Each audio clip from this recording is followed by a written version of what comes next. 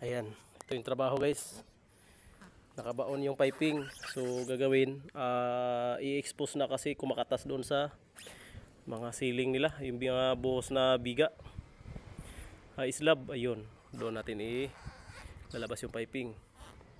So critical position. Ayan, may scaffold. Naka ilang patong to? Isa, dalawa, tatlo, apat, lima. Limang patong na scaffold. So ito yung kinabit namin nung araw, nung Mayo. Okay na siya, walang problema. So may dalawa pang naiwan. So kumatas naman sa ibang area. So nagmo-moist yung piping sa ilalim ng slab. So ayan. Okay. Okay, good luck sa gagawa. Ito ang gagawa oh. Okay, sige. So walang biga. Sana walang biga para ano. Sana malambot din. Okay guys, welcome. Ito yung titirahin no. Ang taas. So buwis buhay.